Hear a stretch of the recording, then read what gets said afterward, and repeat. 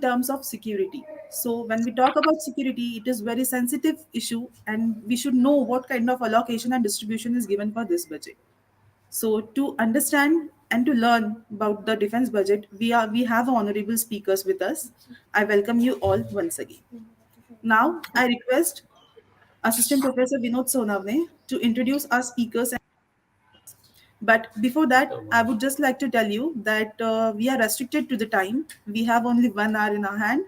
So every speaker will be getting at least 10 to 15 minutes to speak. So you should consider this request. Thank you, sir.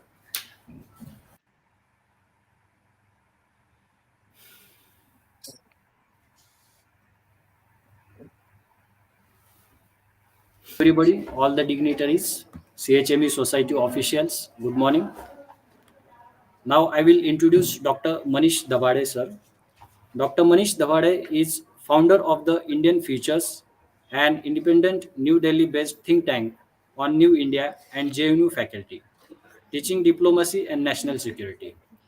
So now I will request Manish Davade, sir, to carry on the session. Thank you. Uh, Thank you, Vinod.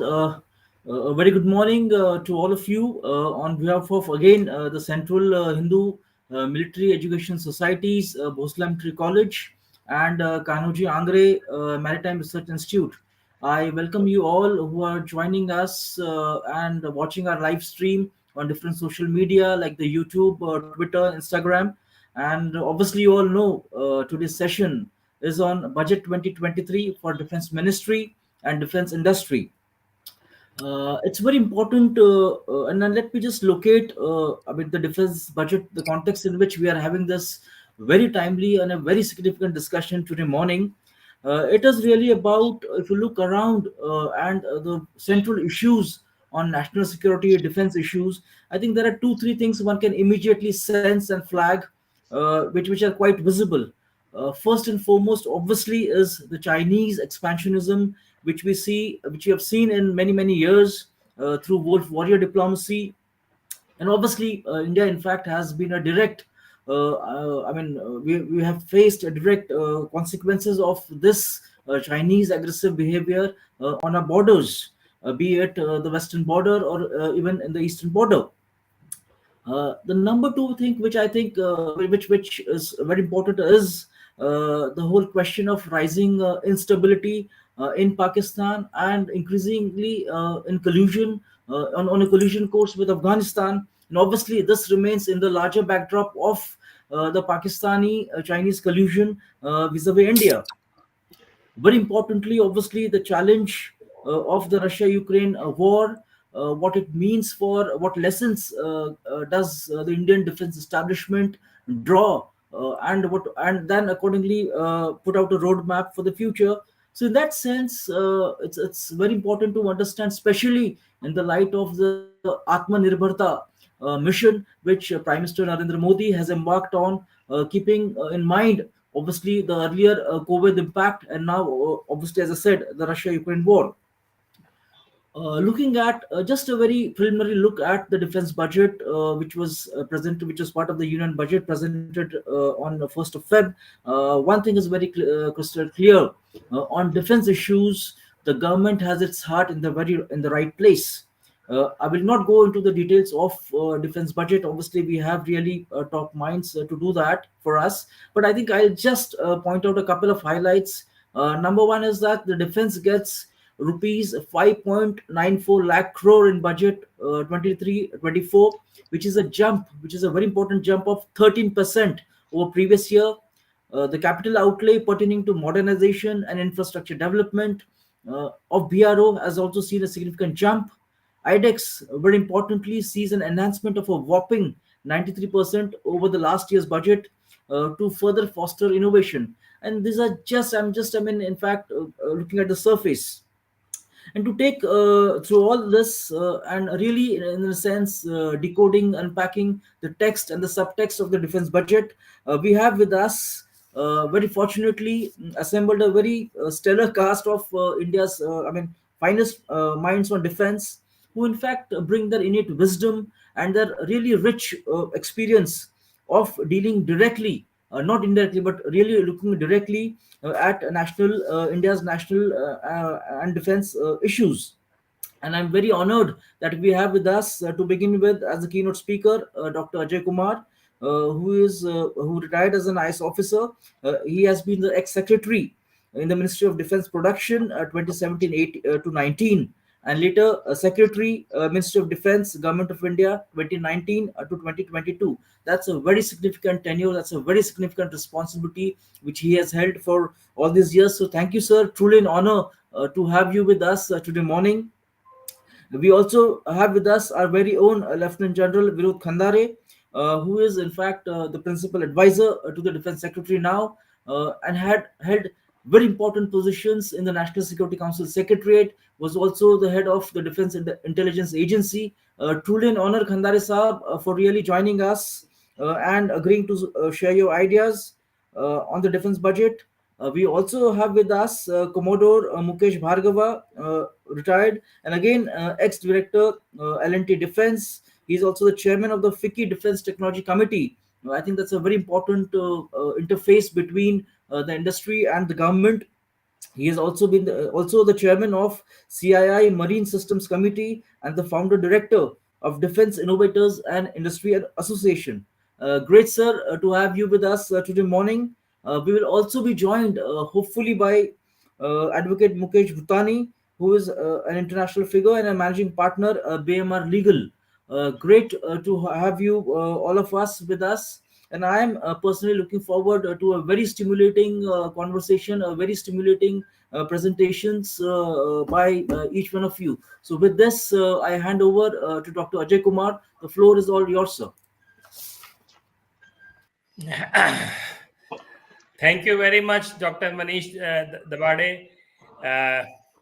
It's a pleasure to be here and to share some ideas on budget 23-24 for defense. It's a pleasure to be here with Lieutenant General Khandare, my former colleague and a very dear friend, as well as Commodore Mukesh Bhargav, who was also a great partner with us while I was in the Defense Ministry.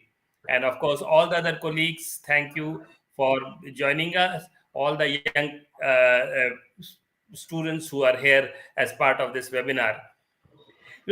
When we are looking at the defense budget, it's important to recognize that the defense budget is a continuation of the reform process which has been started in defense sector in the last 3 years. And several of the steps that have been taken in the budget this year actually reflect the same continuity and further consolidation in that direction. Let me first of all talk about the major reform which was done last year, which was the start of the Agniveer scheme. And because the number of Agniveers that are going to come in large numbers, and their training curriculum is quite different from the curriculum which the traditional recruits used to undergo, because Agniveer's curriculum has been compressed and a lot more people will have to be trained over a short period of time. There was need to have additional training infrastructure for these Agniveers. And therefore, I see that government has provided necessary funding for adequate training infrastructure for these Agniveers. Similarly, there is a provision for a very attractive exit welfare fund for the Agniveers, where government contributes in equal amount as the contribution of the Agniveers themselves, and there are certain other benefits as well. Government has formally constituted that fund and also made it what they call as EEE, so exempt at all levels. The second big reform which has been going on in the last few years has been the reform of Atmanirbharta. The modernization of armed forces. Our Honorable Prime Minister has always emphasized the fact that, as long as we are dependent on imported arms and equipment, we can never hope to be getting the best technology from the world. No one ever gives you the best technology. And the second challenge is whatever you get from through import is never unique, because the same item can also be given to your adversary and the advantage is neutralized. And therefore, it is imperative for a strong and army to be a self-reliant army.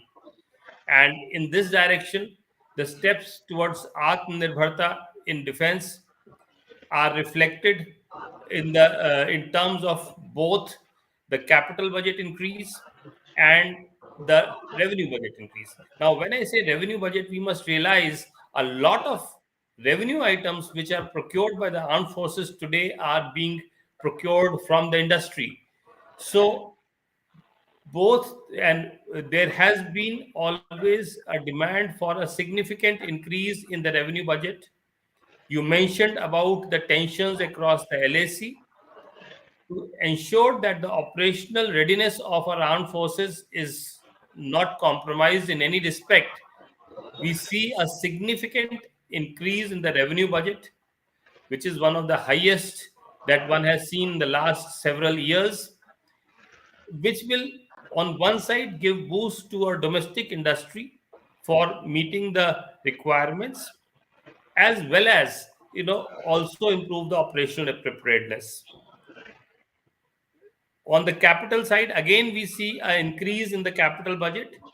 And mind you, since 2020 onwards, we have started a process where a certain part of the capital budget is earmarked for domestic industry only. In 2021, it was 58%. And 2021-22, this was increased to 64% of the budget. And in 22-23, this was increased to 68% of the budget. And this year, I'm quite hopeful that the percentage, the trend is continuously increasing, so that our industry is getting more and more share of the budget. So there are two levels of increases that the domestic industry, the Atmanirbharta component, will see. One is due to the increase in the capital budget, and second is also due to the increase in the percentage of the total capital budget which will be earmarked for the domestic industry. The third important change in thinking which has come in the current government's regime is with respect to the treatment of the borders. In the past, there has been a thinking that we should keep our borders underdeveloped, do not develop infrastructure that will prevent the enemy from getting into our area. We have found that things have changed.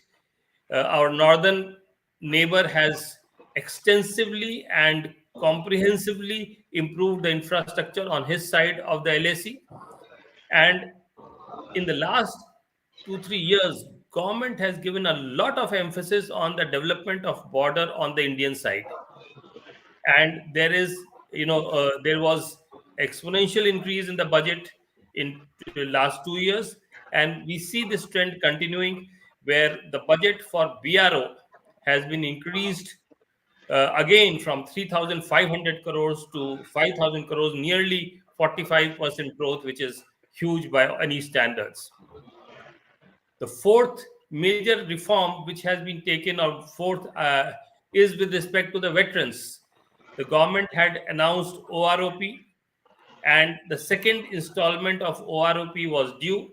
That was released some months back, and this budget provides for continued provisions in the pension with the increased OROP level, and that has been provided for.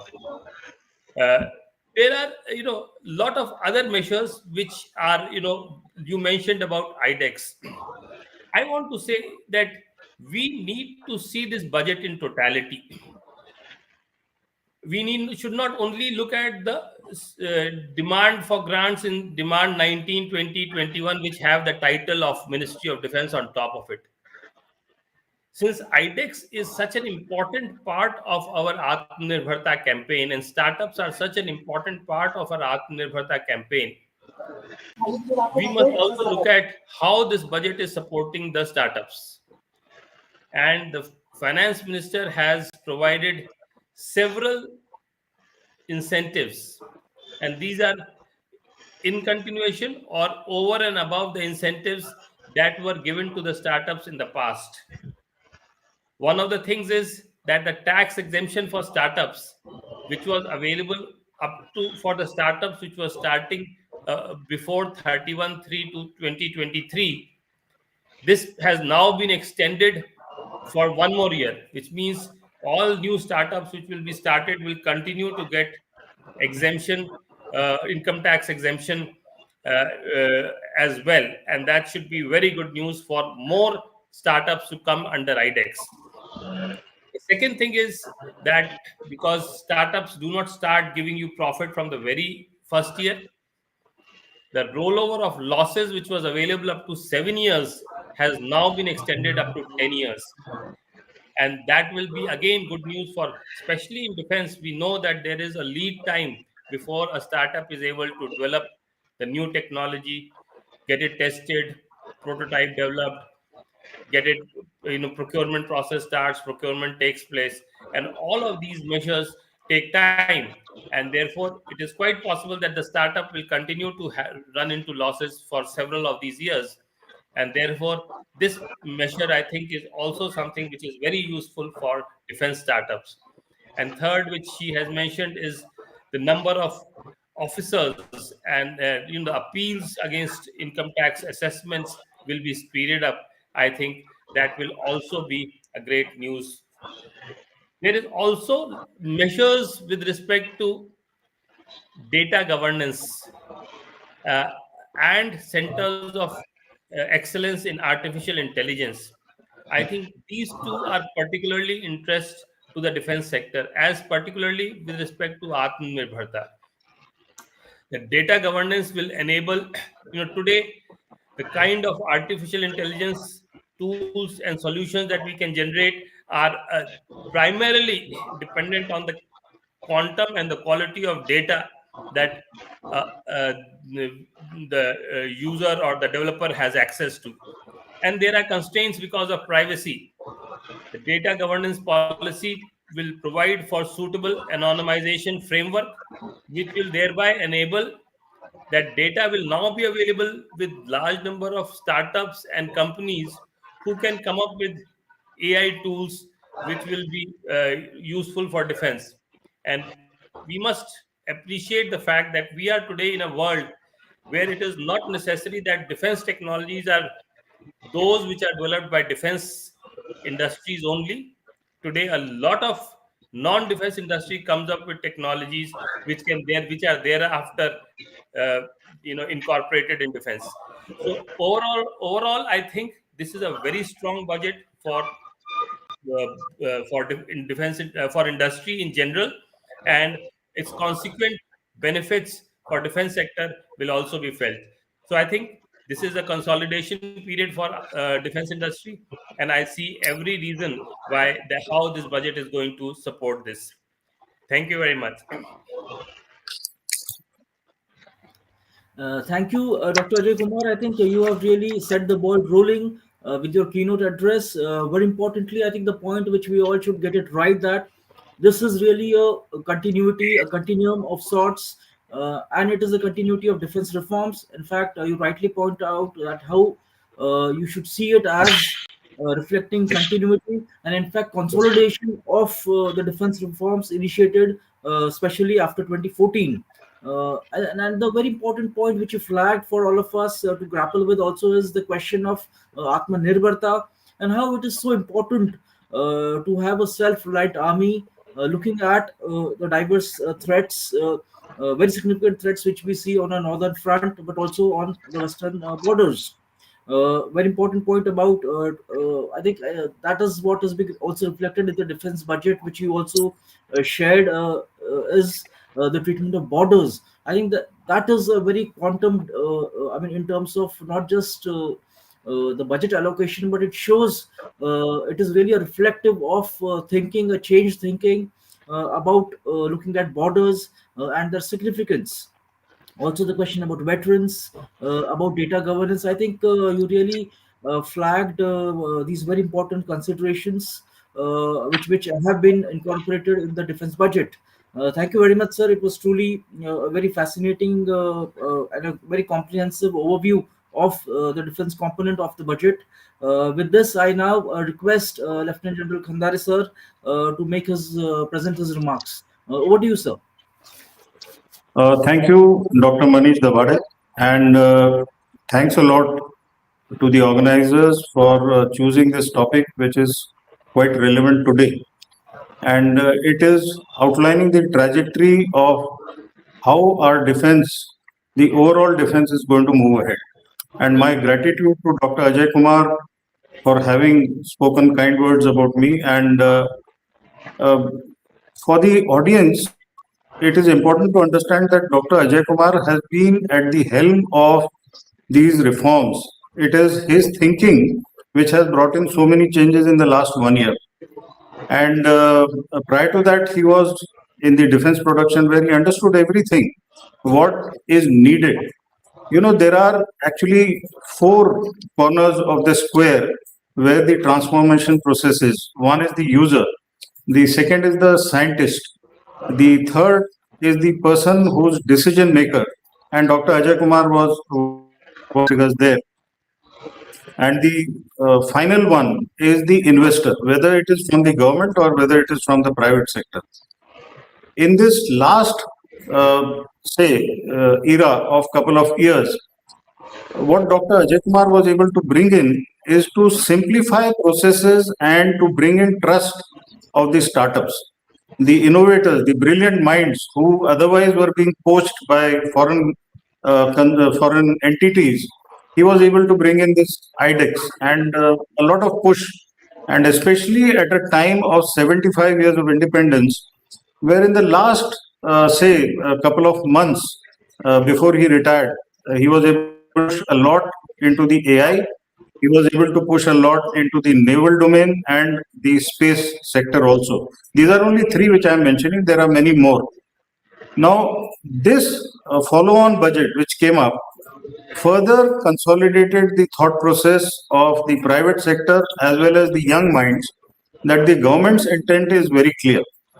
I'm not wanting to speak about the budget per se, but what we need to do to ensure that we make fruitful utilization of this budget. Defense sector and the defense ministry is not a single ministry which deals with the defense of the country. There are multiple ministries who have share of their budget is utilized by the defense directly or indirectly. I'll give you an example. The Ministry of Road and Transport, Ministry of Railways, the MIT, the Environment Ministry. There are so many, Ministry of Space, Science and Technology. They are all the ones whose budget also contributes to the capability enhancement of overall defense of the country. So when you are looking at the defense budget, please also look at the other budgets. And what has been the hallmark in the last couple of years is interministerial collaboration. If roads are required in the forward areas, the border roads, you see the hike that has come in the budget. In addition to that, the other ministry as well as the state governments who have to contribute to creating infrastructure ahead. The Prime Minister said that you will not call these villages which are on the borders as the last village. We should call them as the first village. Your attitude shift has to happen. So when we are trying to consolidate our borders, especially against China, they have a series of about 600 villages. Now, this present government, going beyond the budget of Ministry of Defense, is also looking towards connectivity twofold. Firstly, the road connectivity, rail connectivity, and secondly, the digital connectivity. A large amount has been promised and has already been spent onto digital connectivity of the border areas. And in this budget also you see that your forward villages, the first villages along the border, they have to remain populated. China is populating the forward areas, and our emphasis has been to keep the villages populated. They were already populated, but somehow they are getting depopulated, which is not a good sign. So this particular budget also aims at that, but this amount is distributed into various heads, whether it is of the center, whether it is of the states. There is a lot of optimization which has been a part of this reform process, which Dr. Ajay Kumar mentioned. And he has been also pushing for common bridges, common tunnels. You have a tunnel which is coming up in the forward area, which is constructed by the roads, and there is another one parallel which is for the railways. Why can't we do it together? And by doing that, we are able to create more tunnels and more bridges. So that is one interministerial optimization. By having many ministries talking together across the table, whether it is MEA, MOD, the other ministries which I mentioned, the time delays and cost overruns are being reduced.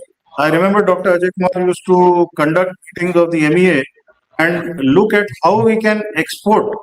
So if we are looking at more production in-house here in India, there will be limits in India. So the process of exports has to be speeded up, and that is what is the ongoing process. Agniveer is what was mentioned. One major thing which has come up is the sequence of selection. So far, we used to have a number of recruitment rallies all over, and a lot of teams used to go out and reach out in the remote areas. Now, this time we have said, okay, let's start at the written examination first, and thereafter the physical part screening. Even that speeds up, gets us better quality, and also reduces the expenditure.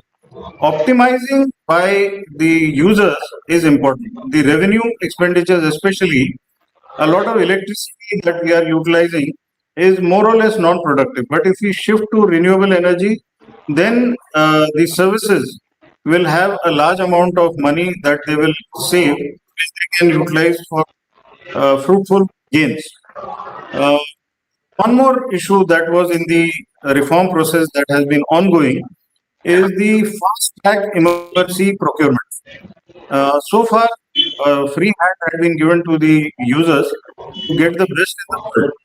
Thereafter, a gradual shift has happened where the indigenous industries have been prioritized, that they will be the ones who will provide products for fast track procurement under the emergency procurement process.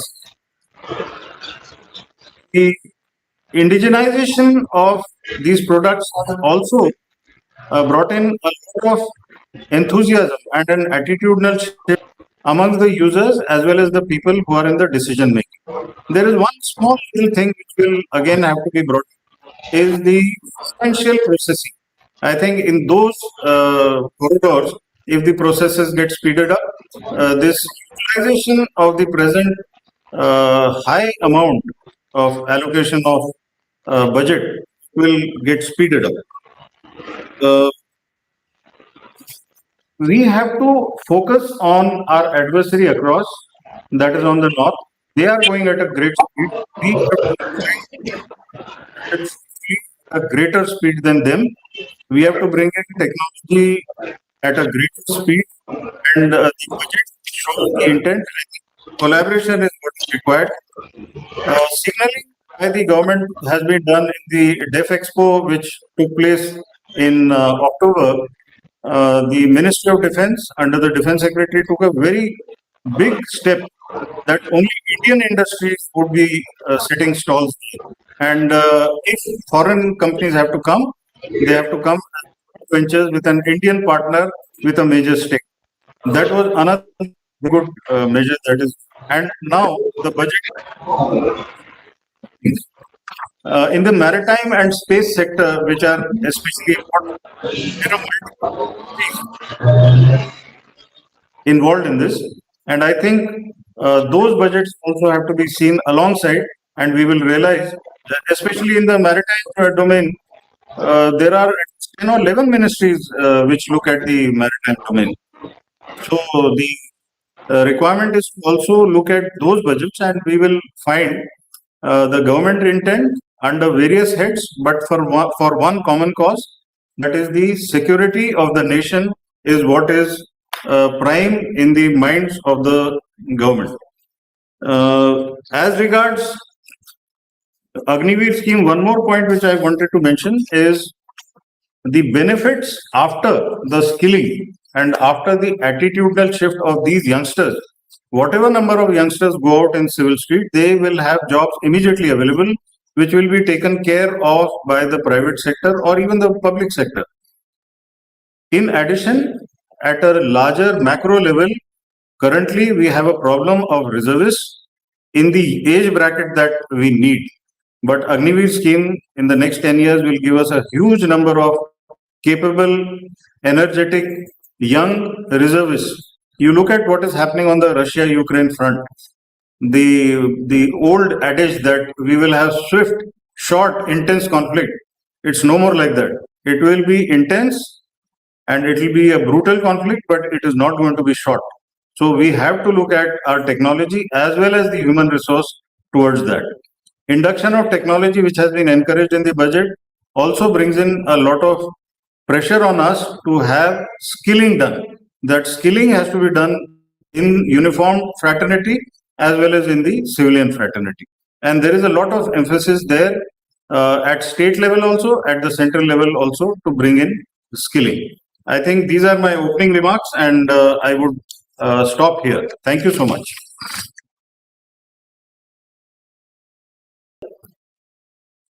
Thank you, Khandare Saab. I think you raised some very importantly, you talked about the focus on looking at the fruitful utilization of budget. I think that's a very important focus which needs to be borne in mind.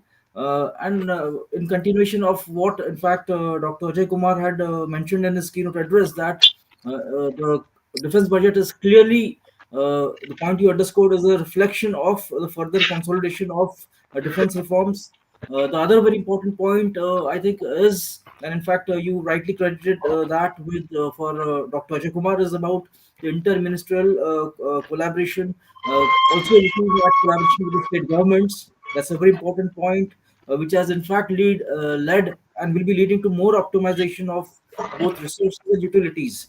Also, the question about Agniveers, there was lots of media, storm, if one can say so, about Agniveers. But I think the lessons of Russia-Ukraine war have really shown the importance of having a reservist which can be really roped in for any future conflict.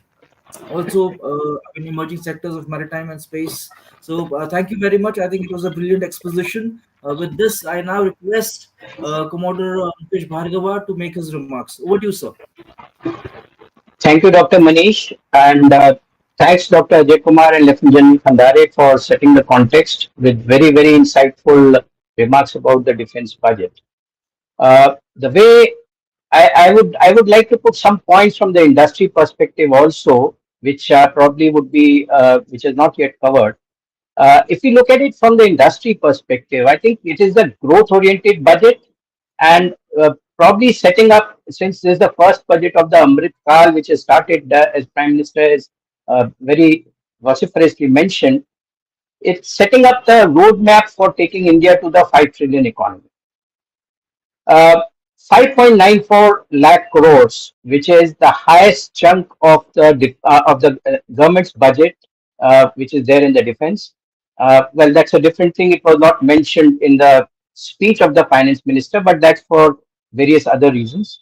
It is a growth of 13% with respect to financial year 23. But what was industry looking at is a little more.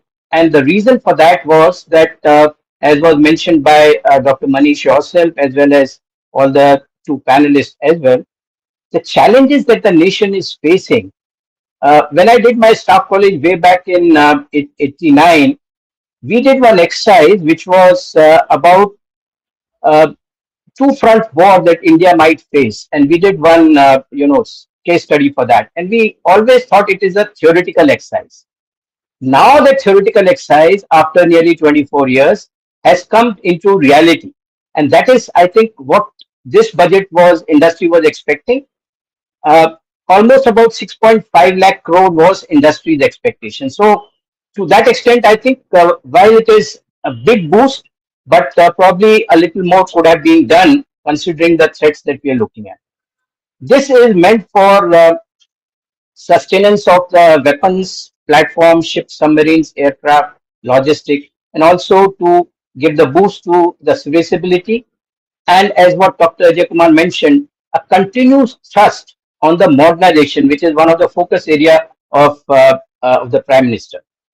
Uh, well, if you look at the capital budget, it is just about 1.62 lakh crore out of the 5.94. 68% of the budget is for revenue. So when we're talking about modernization, when we're talking about the growth and talking about the Atmanirbharta for defense equipment manufacturing, we are talking about just about 1.62 lakh and not 5.94. So this is one part, and I would like to cover a little more about this. Now, if you compare this from FY23, which was 1.52 lakh crore, it is just short of 10,000 crore increase, which is 6.7% of the uh, budget with respect to the previous year. If we adjust it for inflation, which is 6 to 7%, we don't see much increase into the capital budget. And the reason for that is very obvious. We are just coming out of the pandemic. There are challenges, there are financial headwinds, there are global problems, there are supply chain issues. The government is grappling with multifarious issues, and I think this is the best that they could do. Well, it falls short of the industry's expectation, at least for the capital budget. Revenue budget, as what Dr. Ajay Kumar very rightly mentioned, has seen a big boost from 62.4 thousand crore to 90,000 crore, which is almost about 44% increase. And I think this was needed also because if we have to maintain our operational capability and war fighting capability, then the petrol, fuel, ammunition that is required at the two front, with both the fronts being live more or less round the year, that was well expected, and it has come on those lines. It would also be used for filling up the gaps in the combat readiness and the combat capability of the three services. I would like to touch also upon the R&D budget. R&D budget is also seen an increase, which is about 9%, and it is now about 23,000 crore. But what is important is, and I think Dr. Ajay Kumar touched upon that, a big portion of this 23,000 crore, in fact, government has very clearly stated 25% of the R&D budget would be available to the industry. I think this is a path-breaking and a stellar initiative, really to give boost to the startup innovators and the people who would like to, take it to the next level.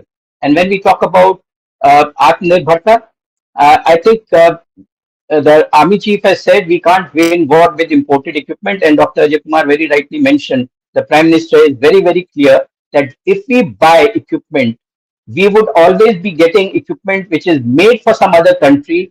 India has, when we were making specifications for procurement of equipment, and we used to write from minus 45 to plus 55, some of the foreign OEMs said, where does this kind of a temperature range exist? Actually, it does not exist anywhere in the world except in India. Because if you look at the Pokhran and if you look at Saichin, both these temperatures, and the same equipment is to be used at both places. So this peculiarity, which the Prime Minister has realized, I think the first leader of the country has realized that part, and he said that there is no option but to develop indigenous equipment, and under Dr. Ajay Kumar's leadership, a lot of initiatives have been taken. I will touch upon two of them, IDEX and the DTIS. IDEX allocation of 116 crore, which is an increase of nearly 93%, is a huge boost. But I would expect that this is not a limitation. This is just an allocation. And if there is required, there would be more funds that would be made available. Likewise for the defense testing infrastructure. Because once you develop an equipment, it can't be put to operational use unless it is tested and qualified. And for testing of the defense equipment, there are capital intensive infrastructure that is required. So government under Dr. Ajay Kumar's leadership has realized that and issued a policy which is called Defense Testing Infrastructure Scheme. And I think the state governments are taking that initiative, and 45 crores have been allocated, which is also an increase of 95%. These two initiative itself, I think, are music to the ear of the startups and the innovators, and it would unleash the animal spirit of innovation R&D by the academia and the startups. And I think one very important aspect that Dr. Ajay Kumar touched upon is the creation of the national data governance policy. So when we talk about startups, people cannot develop a defense equipment without having the database that is required for the specifications. And I think that was under a very, very strict control regime. This policy will make that available. And I think the anonymized data will give a further boost to defense startup and the IDEX. The pension budget has seen a huge increase, and I think the reason being the OROP, which has been the second tranche has been given. And but one need to look at this in connection with the Agniveer scheme which has been introduced. Again, a path-breaking change, because after 4 years, we will see a huge decline in this pension budget. And I think that would make more funds available for what I was looking for is the capital budget. BRO has been mentioned, increase of almost 43% to 5,000 crore. And I think General Khandare touched upon the Sela tunnel, the Chabrela tunnel and Nachipat tunnel, which are the key infrastructure required for if we have to be combative and competitive in the LAC field. Capital budget, I would like to touch upon this, which is very, very crucial for attaining the Atmanirbharta. And defense manufacturing, we need to counter not only challenges by China and Pakistan, but also we have to look at the infrastructure which is required for combating these challenges.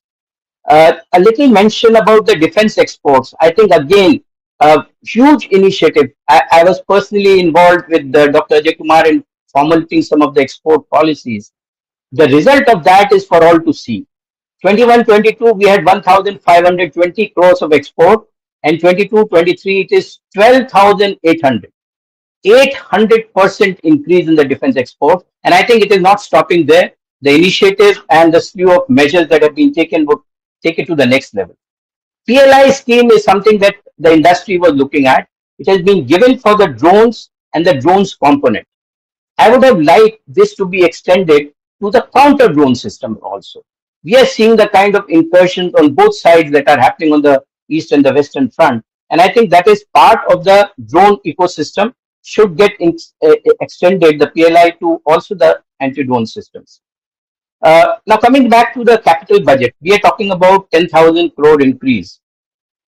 Part of this budget in the last year, I think close to about 2,000 crore was not spent out of the 152. So one is we must have the policy and the procedures to ensure that what is allocated, that not only that gets spent, we should be looking at spending more if the government is willing. And I think the finance minister is being very, very categoric that these are allocations, and if required, more budgets can be made available. But when we look at 1.62 lakh crores, we have two parts of this capital budget. One is committed liability. Second is new procurement. Almost 85% of this budget would go into committed liabilities, the order that the government has already signed in the past, and there's no option but to continue by paying for those projects. So finally, what is left with the industry for new procurement is just about 15% of this 1.62. And that is why my emphasis was that there we fall probably a little bit short. But when we talk about capital budget, a lot of time the question is being asked, what is the industry doing about their capex? Well, Atmanirbharta, if it is going to come into play, which is already happening, we are seeing all the policy initiative pointing towards that.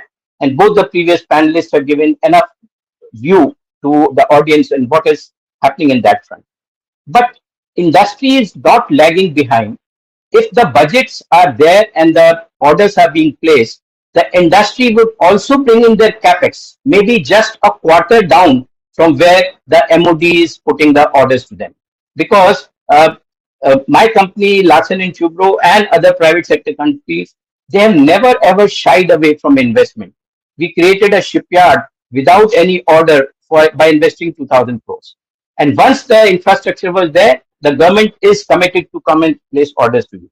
So capex by industry will not be lacking.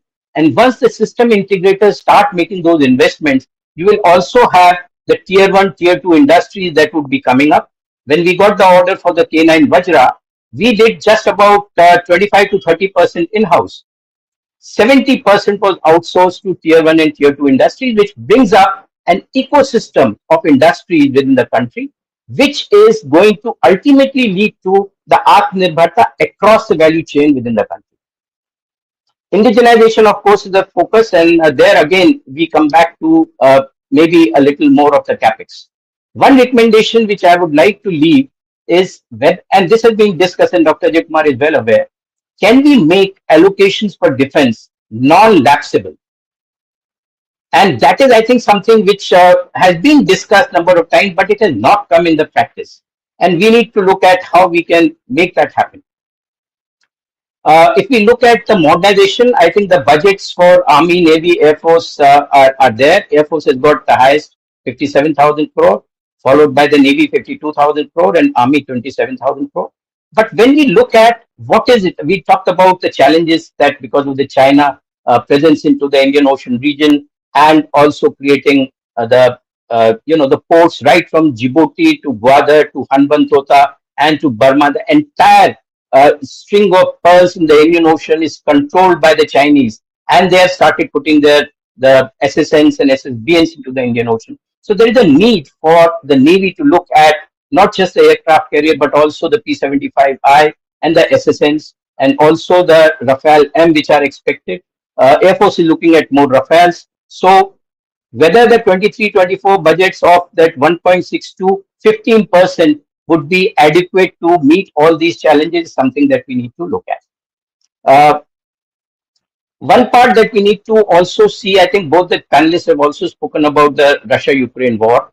70% of all the three services inventory is Russian equipment. And I think there's a huge challenge that we are facing with regard to the supply chain and the embargo or the sanctions that the Western friends are putting onto our country. Thanks to our prime ministers and the foreign ministers' bold initiatives, we have been able to resist it till now. But I think that is a challenge that one needs to look at. And that again brings up that because of this disruption in the supply chain and the need for Atmanirbharta in the defense equipment, including the supply chain, cannot be overemphasized. And I think that is where the budget is headed. And I'm sure that as the finance minister mentioned, if there's a need, more budget would be made available. And with those few points, I would like to close my remarks and like to take up any questions. Thank you, Dr. Manish. Over to you. Thank you, Commodore Bhargava. I think you really gave a very nuts and bolts of the defense budget. And very importantly, I think since the local domestic defense industry is a very important stakeholder, especially with Prime Minister Modi's mission of Atmanirbhar Bharat. I think that you brought out some very interesting points and also very importantly gave the big picture that how in fact COVID-19 and the Russia-Ukraine war has also put up increased pressures. Very importantly, I think you rightly flagged out that 25% of the defense R&D budget is going for domestic private industry. That is really a huge very, very important focus for the current government. Superbly, and I think that is one success story which we need to highlight as India's burgeoning defense exports. I think 800% quantum. That's a huge jump, and I think we need to really capitalize more on that. Very importantly, you also, I think, the point about building a Atmanirbharta ecosystem, which really synergizes both the government and the industry. And also I think one of the very important criticisms or in fact suggestions which have been coming, which you also talked at the end, was about whole question of the non-lapsable funds. So maybe we can bring them up in the Q&A. So, but thank you again for really those very illuminating remarks. Since we have very little time to really to continue the conversations, let me just bring it down to just a couple of questions, and maybe each one of you can take a shot at it. First is about the whole point about the military modernization and the capital outlays. There is an increasing commentary that if you buy purchases of multi-role combat aircraft, are these allocations enough? And looking at the dire security situation that is evolving at the borders, what does it mean for those purchases? The number two is looking at new technologies like AI. How does the defense? I mean, what sort of use, or what sort of approach does the government and even the industry have on the emerging AI issue? The other last point, in fact, is about the question of Atmanirbharta. And here, I think Commodore Bhargava talked about the industry expectations from the government, but I think we should also hear from Dr. Ajay Kumar and Lieutenant General Khandare. How is the defense establishment? How is the government looking at the expectations from the industry? What has been their experience, and how really what sort of steps can both take maybe jointly to synergize and really move towards reliable supply chains, especially looking at what happened with COVID and also the ongoing Russia-Ukraine conflict. So with this, we can begin with Dr. Ajay Kumar. Thank you, Dr. Manish. Let me try to answer the first question with respect to adequacy of budget.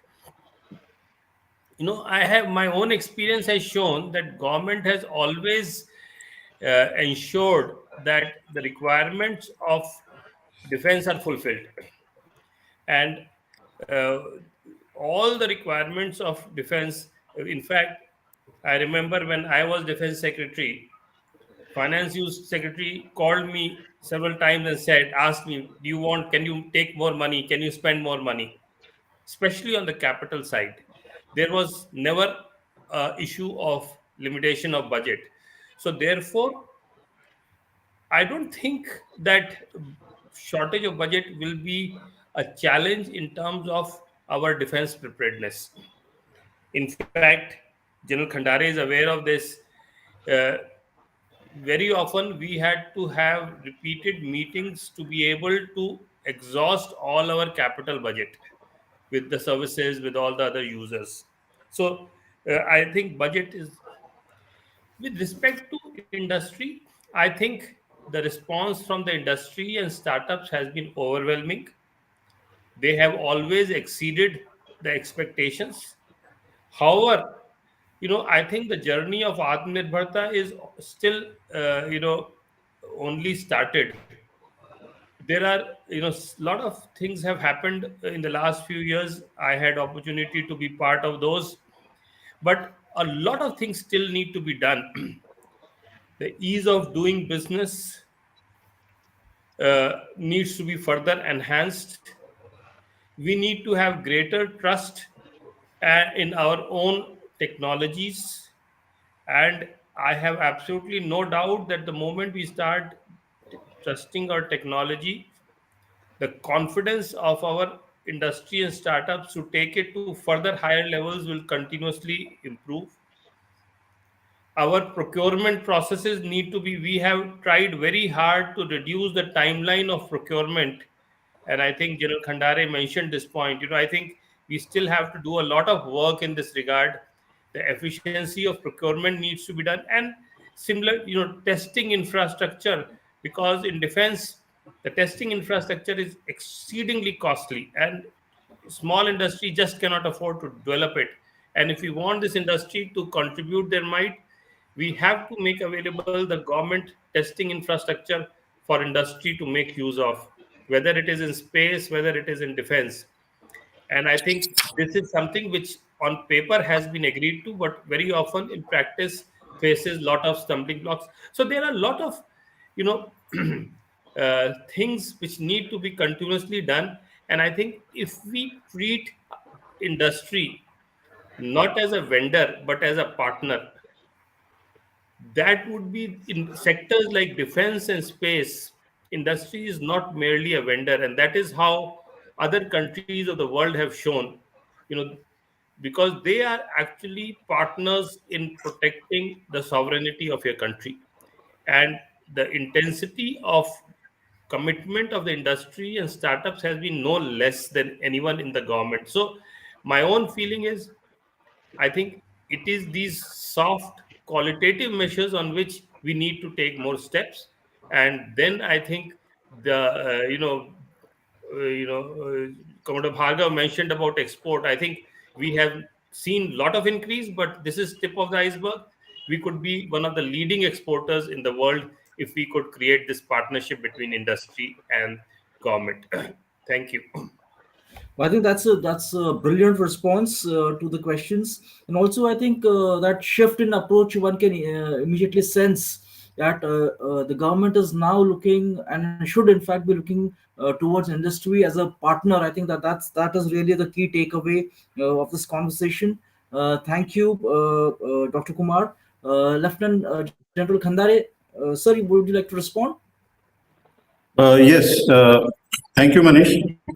Firstly, you wanted to know about the user's requirement of MRCA, the multi-role combat aircraft. You pointedly asked that question.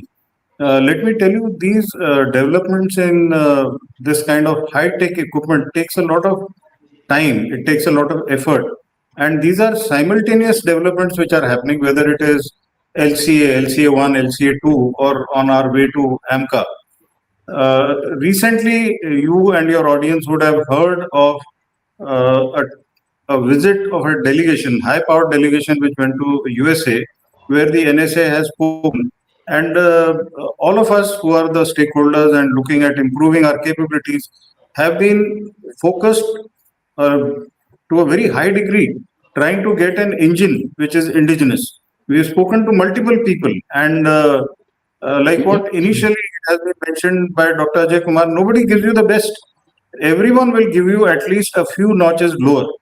And that is the reason why we realize that whether it is an engine in the maritime domain, in the land warfare domain, or in the air or even space for that matter, that engine is most important. And it's not only for us. You look around the world, Russians have also been very reluctant to pass on the engine design and the know-how to China. And China has been struggling to make its own engines.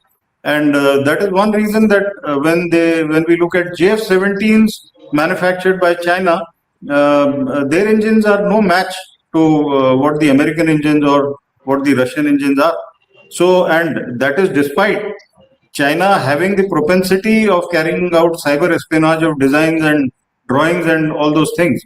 So it takes time. But all the same, I want to reassure all of you that this is a work in progress.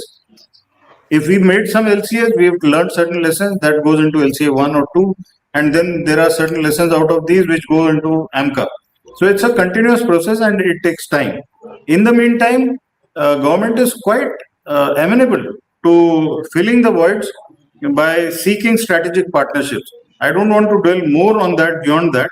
And what Commodore Mukesh Bhargav had said about speeding up the maritime capability of SSN and T-75I, obviously the government is again looking at that, and very sensitive issues are discussed, but not to be brought in the open domain. And L&T has been spearheading this movement, and they have a strategic project, and they have the capability, they have capacity today to do it, and that is well known to the apex decision makers. And I'm sure sooner or later that is going to happen at the earliest. What is our capability for AI was the second pointed question which you said. My point here is, and which I have been stressing at every forum, we look at AI as an engine, but where is that is the data. Unfortunately, most of the users are very sensitive and reluctant to part with data, which Commodore Mukesh Bhargav said. unless you give data, how are you expecting things to move forward? And that is where I'm saying there is an attitudinal shift which is required among the users like me, where we say, okay, this data so far has been utilized well, and it can be passed on to the industry to work upon. Without data and without our Indian data, we will not be able to go ahead. What Commodore Mukesh Bhargav said is also about, while he mentioned about Pokhran and Siachen, look at our maritime zone. Our waters are much different from the European waters. The kind of sensors that we need in our waters are totally different. And that is where we need our own indigenous capabilities to be developed. And we have excellent brains. I must tell you here, brilliant minds who are settled in the West, whether it is in Europe or whether it is in USA, brilliant engineers are coming back. They are reaching out.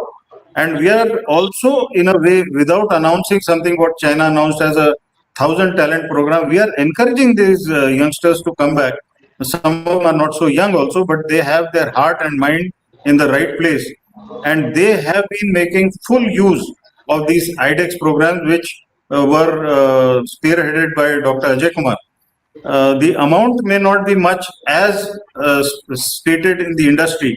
But again, I want to mention one point which Dr. Ajay Kumar used to say, that if he is a nationalist and he's going to commit his money here, we know he will deliver. We don't want people misusing our funds, because we are not a very rich country.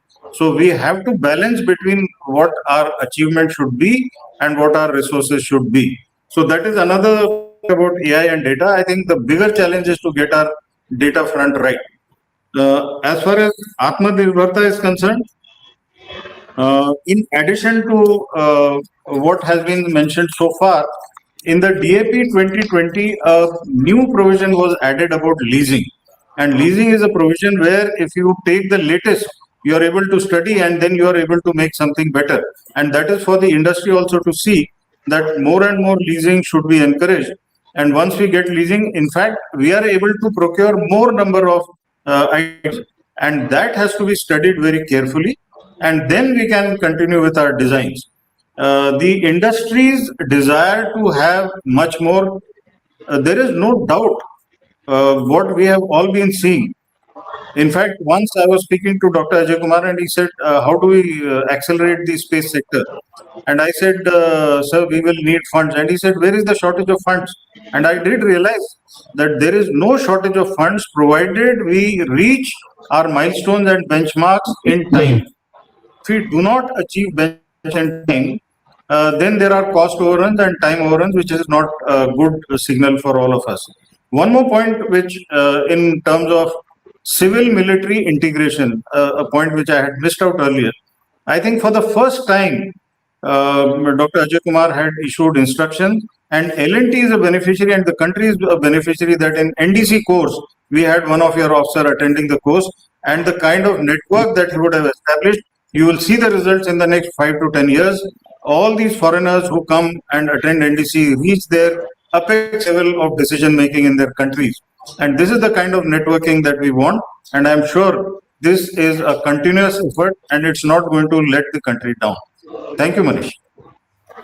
Thanks, sir. Again, a very fascinating response to the sets of questions which were being talked about. So the last word now to Commodore Mukesh Bhargava. Thank you, Dr. Manish. I'm so honored to have the last word in such honors panelist. I have, with regard to your first question, you mentioned about the military modernization. I often say a very old adage: at the birth of a great nation, there are no midwives. A nation becomes great not because of others, but in spite of others. And I think it can't be more true than ever for India today. Everybody, and you read the paper, today's paper, you pick up and you can find the headlines talking about how to pull this nation down. And that is a clear indication that where the country is headed, you are headed for greatness. And nobody can stop us. They will only put roadblocks.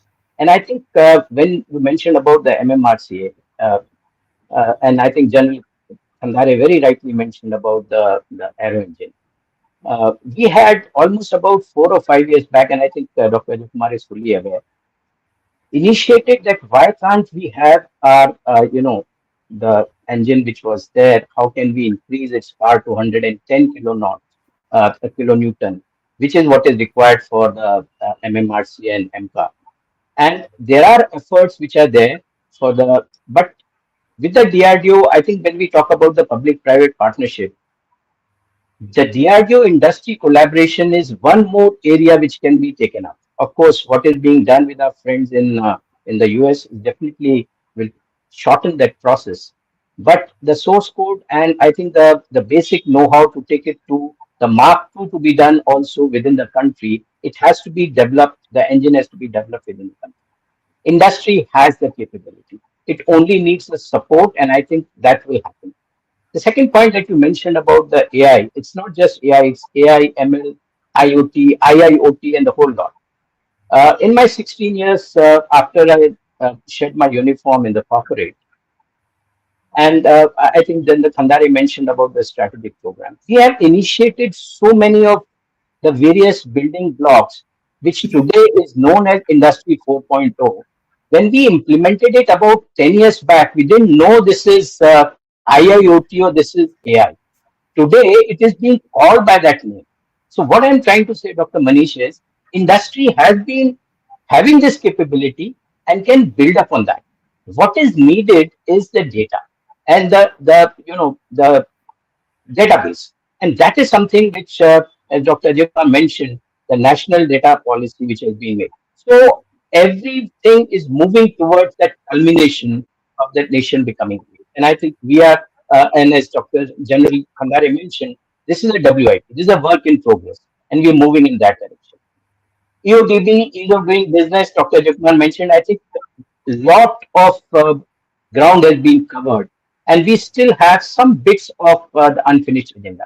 My point in my 10 minutes that you gave me was to bring out that small part of unfinished agenda, not to say that we have not done. We have done lots, and I think this journey needs to continue. And Atmanirbharta is a reality, and I think we'll achieve it in much shorter time. And all that we need is the confidence of the government, which we have, the confidence of the service headquarters, which we are now getting, which was not there. I am from the Navy, so I can tell you that Navy was the first one to design its own ships and submarines.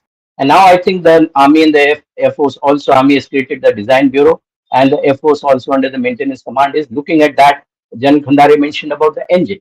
But all the three services are gradually moving in that direction, and we will, God willing, Bhagwan ki kripa hui, so we will definitely become Atmanirbhar much earlier than what the government is expecting. Industry has got its might and its shoulder on the cog of the wheel. Thank you very much. Great. So that with this, I think we come to a close of this.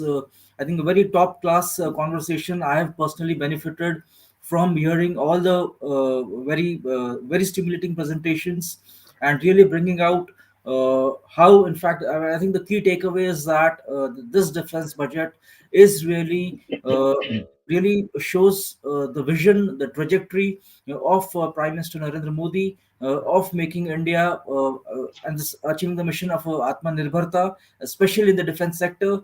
And what, in fact, has come out very importantly is how the government and the industry, in fact, are really joining hands and creating synergies, cutting across various domains. It can be the production, it can be the innovation, R&D. I think that is a very important a takeaway from today's webinar. So I really want to thank each one of you, Dr. Ajay Kumar, Lieutenant General Khandare, and Commodore Bhargav sir. Each one of you really have enlightened us, and in fact, I have personally benefited from. I mean, sitting in academia, we do not realize that I mean, working at the front lines and working in the government, to what extent that is in fact challenging, but also shaping policies in a big way, which Khandari sir has been saying repeatedly, that we are going to see it in next 5 years, 10 years. The results will be there to really see. So really thank you, and I really want to thank each one of you who have joined us on our live stream on different social media. and looking forward to have much more conversations like these, but especially with these three really, really top minds on defense. So thank you very much and have a nice day. Thank you. Uh, Thank you. Thank you. Now I request Miss Gayatri Joshi ma'am to propose a vote of thanks.